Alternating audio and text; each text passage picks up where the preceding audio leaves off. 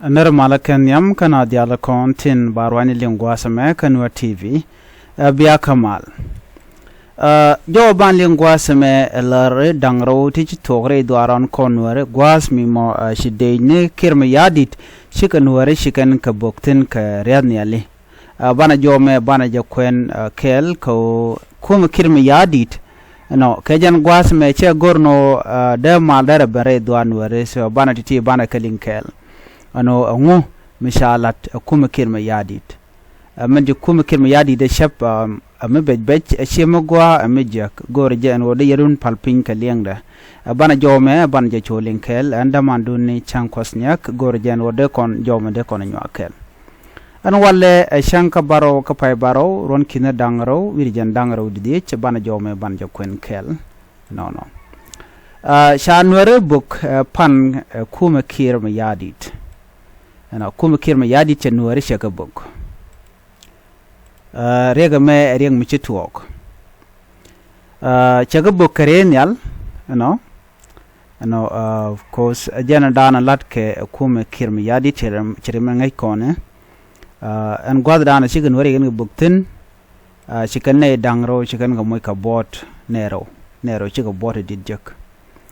aren yal jena ka burbiye ka jawrana chalat ka jam buru biye jenatano so ngai kon madan le ro no re wichen winemi jang ngot kan ka buru biye ka ngot kan kanasir no gwada danan kukulo boktin man bokan waratin gwada mani e mandang jen gwada dan chiko boktin jen gwada dan tin wanen watigatin mandang re wi kanasir chidam ngai kon diala jen gwardan chiko boktin chikane dangro kangwana nuare chikan ko moy ka bot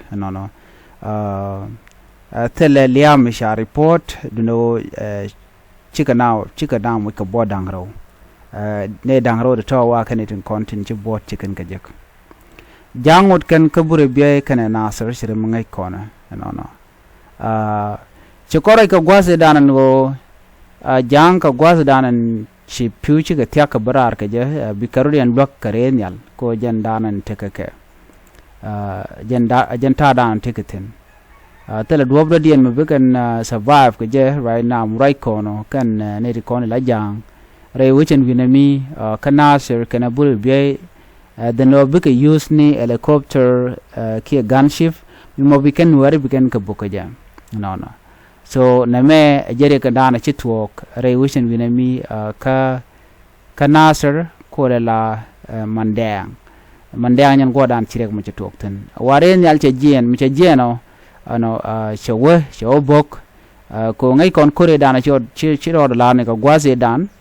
la wikeren winami ka mandang ko en mandang te wi yer jan godan na trictor hotegatin ko la kana jien kan pangen ngan jang bukan war bukan ko kak ka ngai kono no jeje borja ten bane bit ka bedien cire mangai kono no kan lip kana do dan dong de kan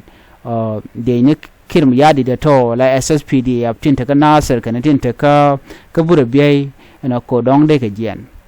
ko tadi re wujen wina mi tala malam ben nong cire mangai kono jo me diena link ka kwi nasir shirega moja talk tele liam sha report shi jibone shiga deten jo dien gwasme bokono kwenani okay re wich ka panyijiaar te kring mti talk ten panyijiaar shireke talk ten re mishet kamen chi talk nasir re nasir talk ga changa bakel ka jan pai baro lapan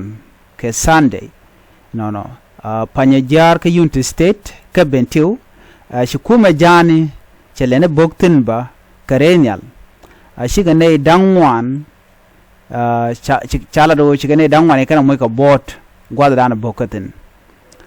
kane te kono bok shit mangai kone ke de ni SSPDF ala de ni South Sudan People Defense Force kane tin kontin bok karenyal shirke me ngai kono ne ka kor pai wo shika bog bani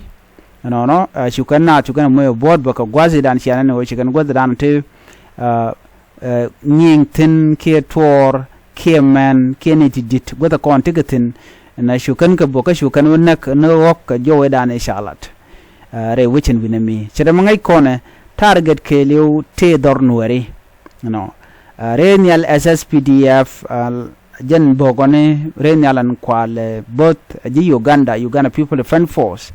kare nyal kon la dor nueri no gwadran chiri nyal mo cho boktin dor nueri ka gainlel ka panyijiaar jen gwadanan chi re nyal mo cho boktin boken pan ka shanka bakal ka pay baro ron kin dangro jen dangro de diej shiman kana ga chik pudor ka jawrana shalat no chiriya ga mo cho de lare wichin binami men ban ngai gwas me ko ngai kon dial mandan le rode eno re wichin binami ka unit state ke ga benteu ate gari shalat no dong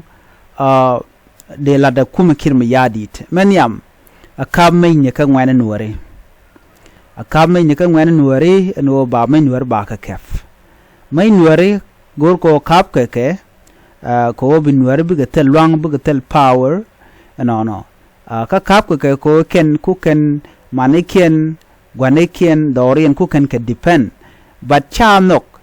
kum kirmi yadit kan nuwaren content ka power tint kel ke kirmi yadit ko nuware ti kan nuwaren content logo de nuware adega tiga tengmo gwa no lar kan no nuware tini shikan kum kirmi yadit chikan gur no gur kan doctor ma char ku kujamo gwan wo de medde wo teneken ko jandana gur ke ken telum radien mo gur ke mo goro de nuwadi alde kan te ngach murong kata dana electric rodien ke ja mishaling no shire nyal che bok re nyala mo she bog loro bang bogana nuware tinga jando chi chunkel ke kuma jane ana gwada bog re nyal tino bianga jeno kaneti no ko den warde ke tek no kwala goro jenwo ba tigden ba jabat ko shikan borwal manakan ware nyanta dan latke kuma kirm yadi dioje kondial ngai kon dan le rode ran dioje ko mandan le rode ko jangat lo cha de lan jaran golga no kum kirm yadi de ngulle dem kum kirm yadi te ko naga no kon de kon shal ken ware so ko kujamo rigiti kana konta lat karodian gorno jin bitin dialan lat koride doran bikangach ko doran tem gajen gwasme tela maliaten no de kon ngaje no ne kam nuer karodian ba cha rol to wan cha creatin mo gorge jen won wade ga dek fin chin war chikande lat kel all those things kate cha no gwanter mo goron warde kan chara long ka do badan and they can let ka je kam ne ken do badan de karodian no mal ka je ko ntama asianga jeno kajen shankel karwade January abu kan Nasir January chako book neka panyijiaar so ngai kom dan le rode nero kan Nasir ka bodang raw